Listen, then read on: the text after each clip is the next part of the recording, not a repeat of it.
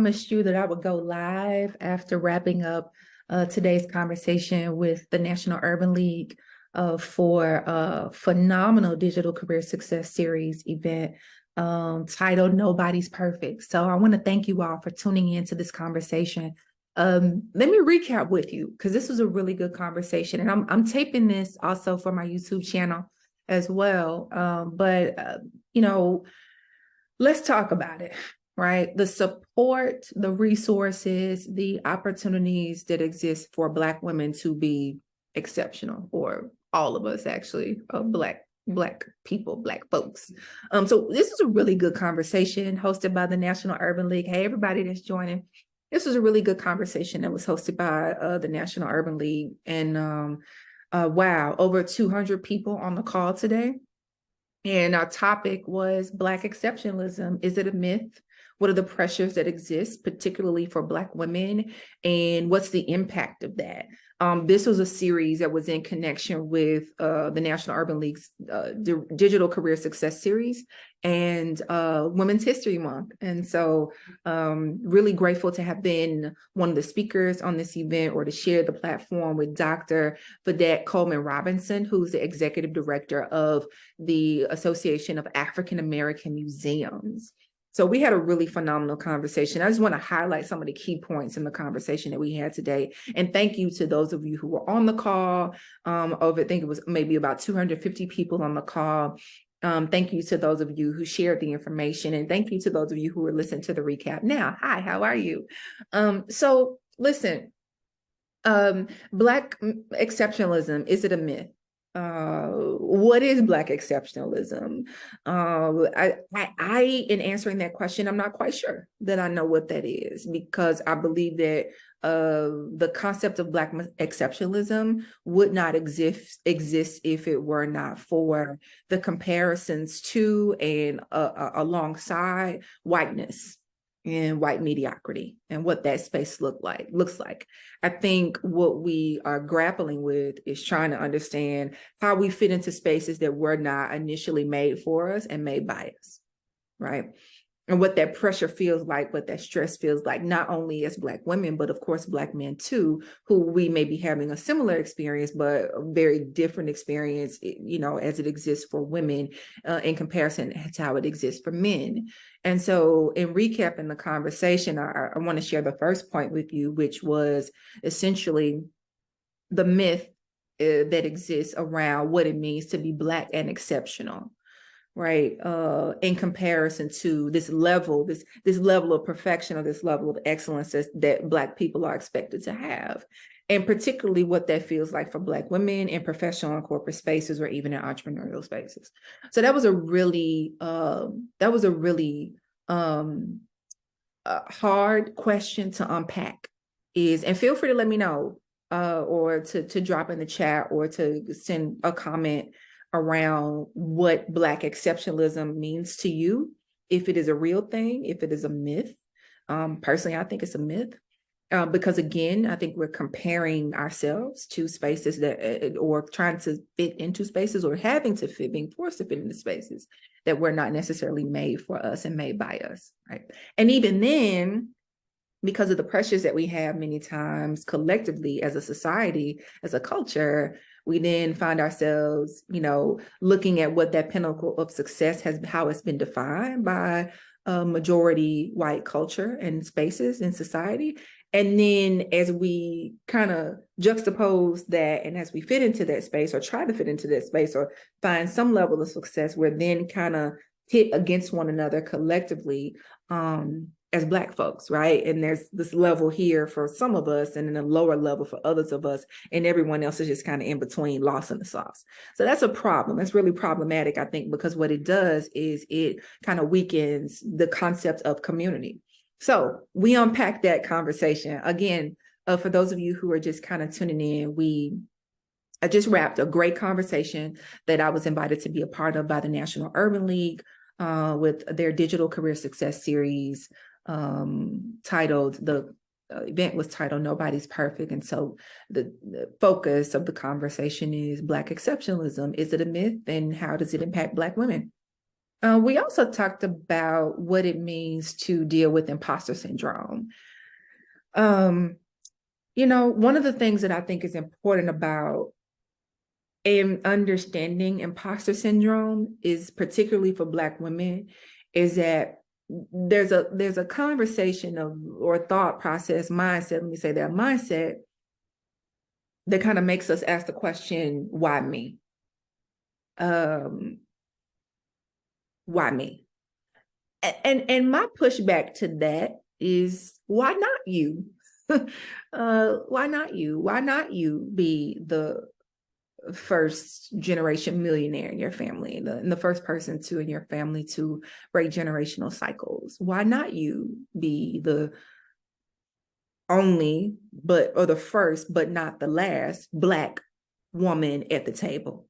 Right? Say that again. Why not you be the first Black woman, but not the only or the last at the table? Because anytime you come to a table and you're the first and the only, I've been the first and the only several times.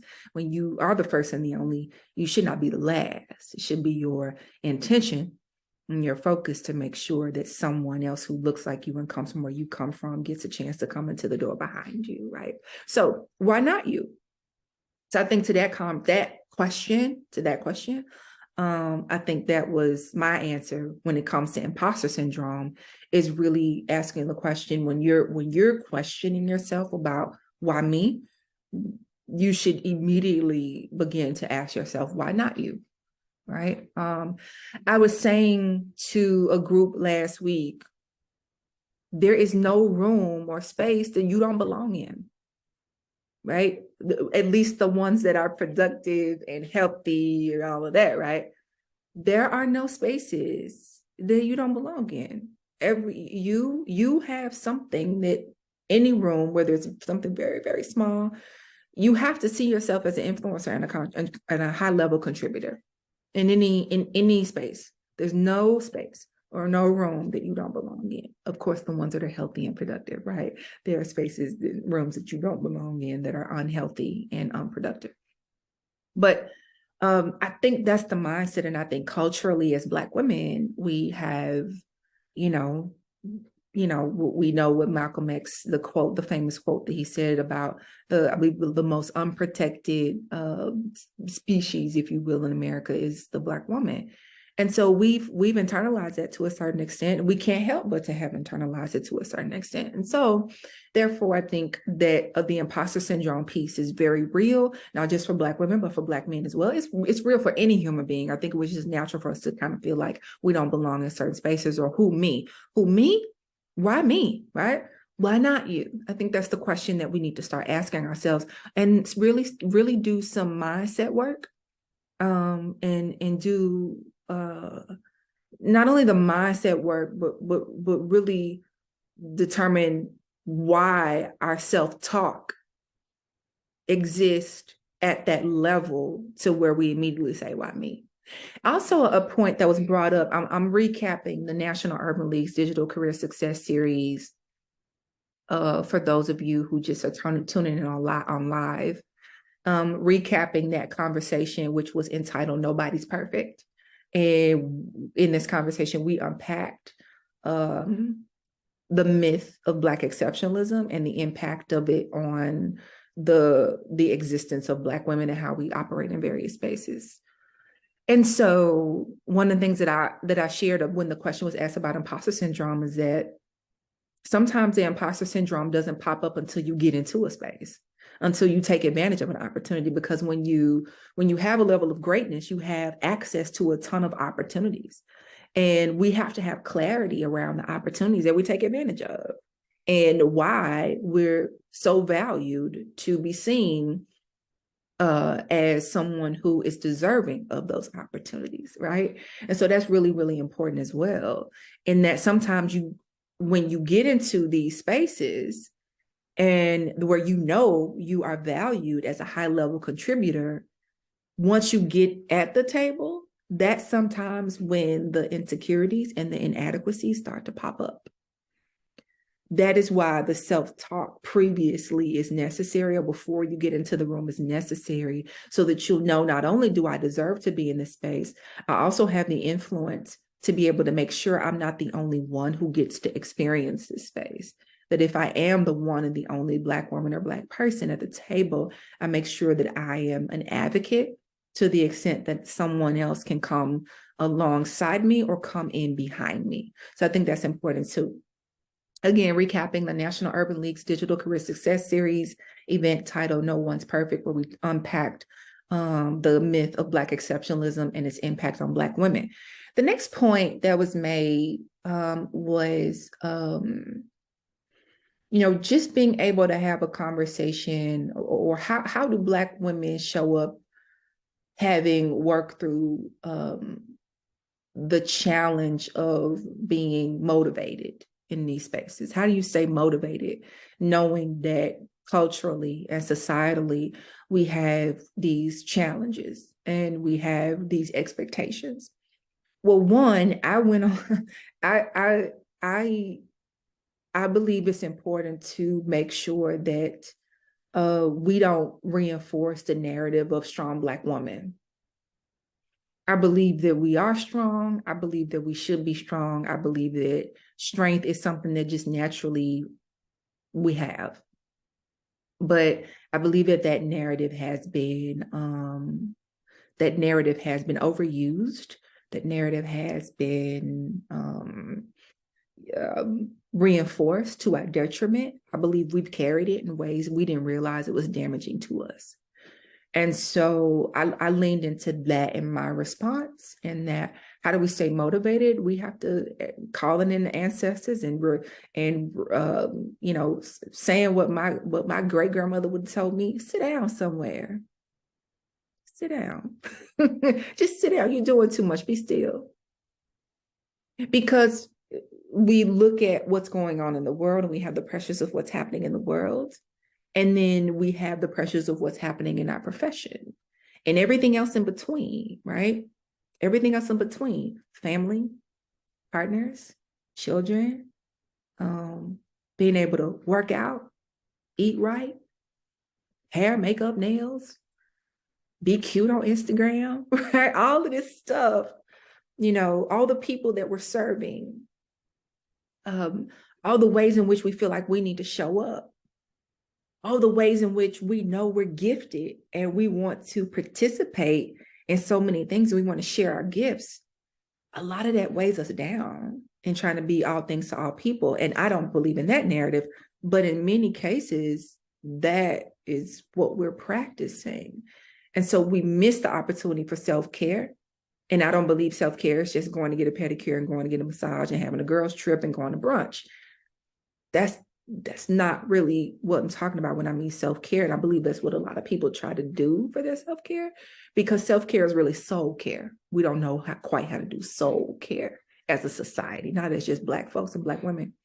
I don't think America has figured out how to do that well, but neither here nor there.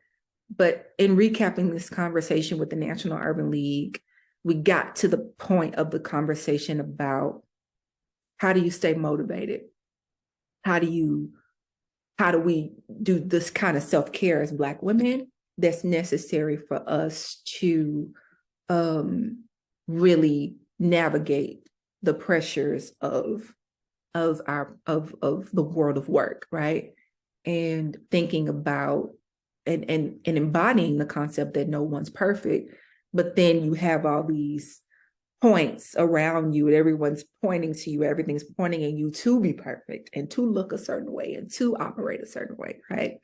So we can easily say no one's perfect, but there's all these pressures in society to be able to check every box and cross every T and dot every I, right? So that's really, really important. I think it's critical to address the fact that you have to take care of yourself. You cannot pour from an empty cup. You have to, as my grandmother would say, sit down somewhere and be still and be quiet and rest and unplug. And sometimes even I didn't get to make this point on the Zoom call with the National Urban League. And I want to thank my phenomenal moderator, Kenneth Johnson. Thank you, Kenneth. And thank you to my co-presenter, Dr. Vedet Coleman-Robinson as well. I didn't get to make this point when asked about how do we stay motivated, how does self-care wrap into that for Black women. Sometimes we have to unplug from social media. Sometimes we have to completely unplug from social media. Sometimes we need to go on a social media fast. Speaking of fasting, sometimes we have to like pull away from the foods that are unhealthy for us. Sometimes we have to pull away from the alcohol and the cocktails. Sometimes we have to pull away from the coffee, the caffeine. But the point I wanted to make that I didn't get to make on the call was that sometimes a lot of the pressures that we're feeling and the feelings of inadequacy, the feelings of insecurity are come from all the messages that we're taking in, all the things that we're consuming, right? All the things that we're consuming that have us looking at ourselves through the lens of others and their narratives and their stories, which we don't even know to be true. So I think that's important too, is sometimes you have to not only not go to Instagram, not go to TikTok, not go to Facebook, you need to like log out and delete the app. Yeah. Sometimes you have to unplug all the way to reconnect with yourself. So I encourage everyone who's watching this, particularly Black women, which is who our conversation was about today with the event with the Urban League, is unplug all the way. Reconnect with you, reconnect with God, reassess where you are, see who you are, see who He's calling you to be in the season of your life, and then come back, right? Because we consume so much, we get really confused and really bogged down with the messages and the lives and the experiences and opinions of others that we consume through internet and social media. So that's one point I did not make that I wanted to make. And then the other question that was asked, I think, was, in reference to just overall success and what it means for Black women to thrive successfully in various spaces, and how do we do that in community? As you all know, we have Everyone Needs a Champion, the new coaching community that I've launched, and I'm grateful for those of you who've joined. If you've not joined, go to my website, arielellis.com, and go to coaching community, and you can sign up to get an invitation. Here's one thing I want to center that I said on the call, and I'll go ahead and wrap up from here. And maybe this is a separate video. But I think what's important, particularly for Black women, is to know that community is important. You cannot do what you want to do solely on your own and by yourself. And you not only need other Black women in your circle, you need other women in your circle, and you need men in your circle too. You need white men in your circle. You need people around you to support you, people that you can pour into, people that pour into you. You need that. And be open to whoever God is sending to be a part of your community. I'm grateful to have a phenomenal community. Sometimes I need my community more than I let on. Sometimes I need more support than I am comfortable asking for. That's my transparent truth. And I'm sure that's true for you too. Sometimes you need more support than you're willing to ask for. Sometimes you need more encouragement and more motivation than you are comfortable admitting. Sometimes you are in a season where you need more than you needed in a previous season.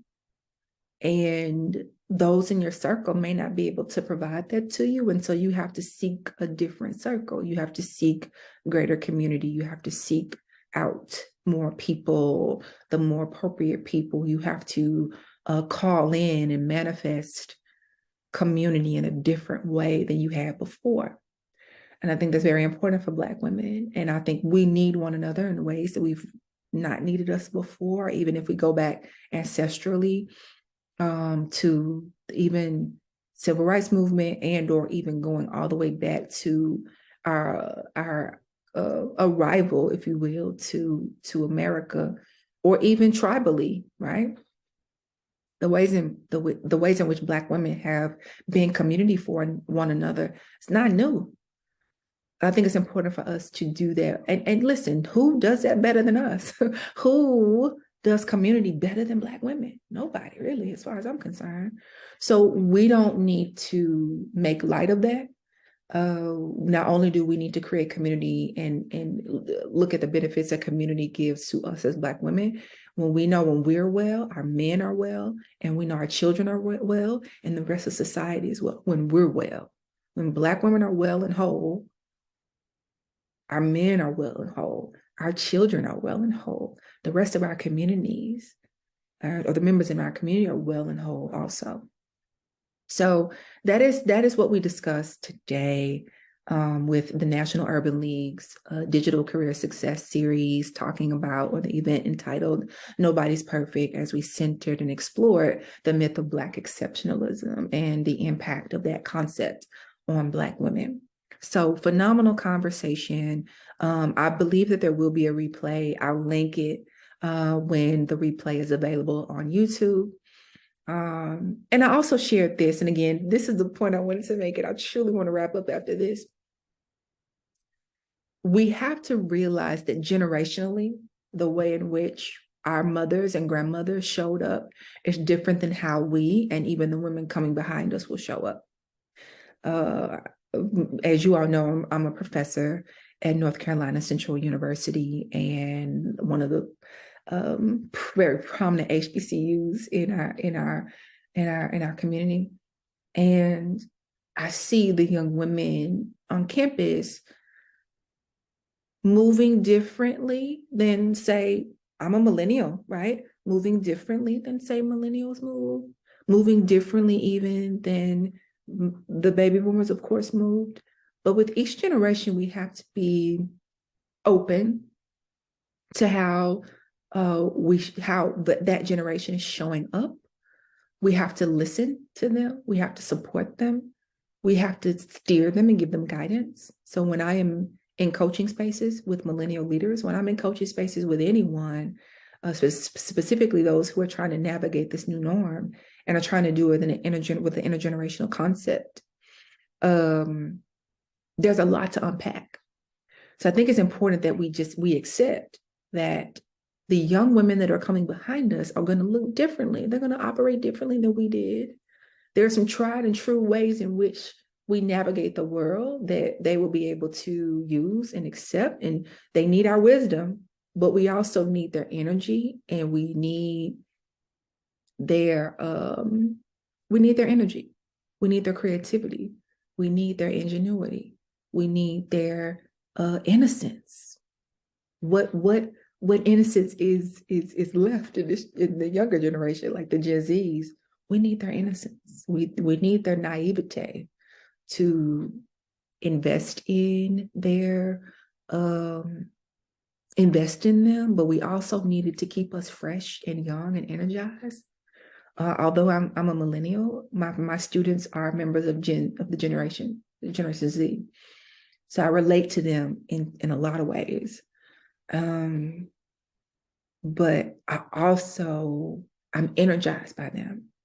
So I think as Black women, we have to make sure that we are in community with one another, and it's an intergenerational community, because I need to be able to teach and to work with my young sister on saying, hey, it's cool for you to wear the bonnet, but maybe not in this space, and here's why.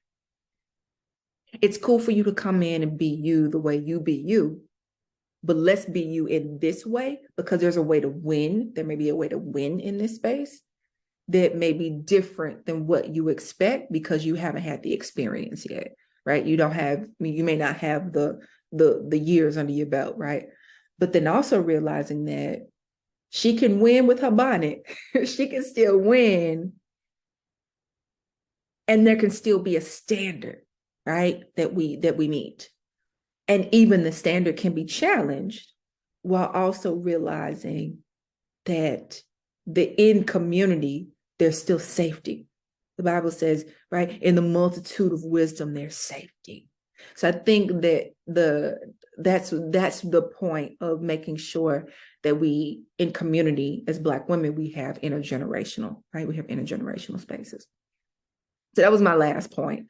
So yeah, just again, wanted to recap with you all the conversation that we had today with the National Urban League for their Digital Career Success Series celebrating Women's History Month, and the event titled Nobody's Perfect, where we explored the myth of Black exceptionalism and the impact of that myth on Black women, right? Black excellence, Black girl magic, how that has impacted us as Black women, and how do we navigate that concept of Black exceptionalism and Black excellence.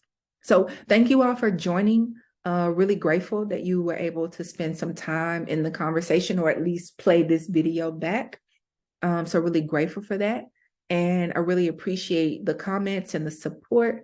Feel free to go back and I'll try to find the link, but feel free to, if you're on my IG, feel free to go to the link in my bio. I'll try to find the link to the replay.